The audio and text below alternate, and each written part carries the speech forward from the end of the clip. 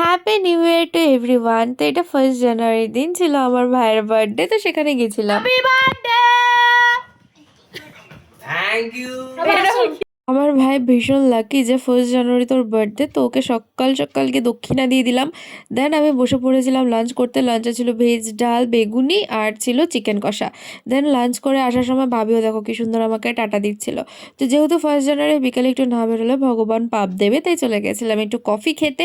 প্রথমে গেছিলাম আইটিআই মোড়ে, দেন ওখান থেকে চলে গেছিলাম একটু শপিং করতে, মানে আমার নিউ ইয়ার গিফট নিতে। গিফট এসব এরকমভাবে নিয়ে নিতে হয় কারোর থেকে, কেউ আমাকে দেবে সে আসে বসে থাকার থেকে চেয়ে চিনতে নিয়ে নেওয়াটাই বেটার।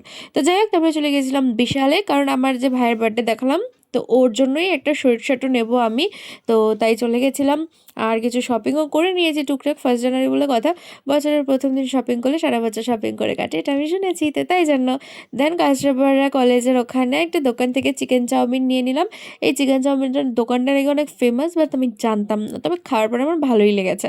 তো চাউমিন খেয়ে আমার মনটাকে একটু ঠান্ডা করতে ক্যাম্পা নিয়ে নিয়েছিলাম। তারপরে এই কটা গিফটও আমি আবার নিজের জন্য কিনিয়ে নিয়েছি, অ্যান্ড দেন চলে যাচ্ছিলাম বাড়ির দিকে। এক ভাইকে গিফট দিচ্ছি দেখে আরেক ভাইয়ের বক্তব্য শোনো।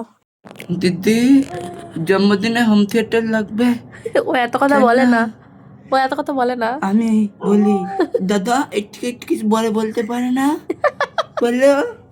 এবার বলি, 1st জানুয়ারি আমার এই ভাইয়ের বার্থডে। এই ভাই হলো আমার বড় মাসির ছেলে। তো ওর বার্থডে গিফট দেখে আমার ভাই আমার কাছে গিফটটা চেয়ে বসলো, হোম থিয়েটার। দেন এখানে কেক কাটার পরে কেক বিতরণ হচ্ছিল, তো কেকটা খেয়ে নিলাম।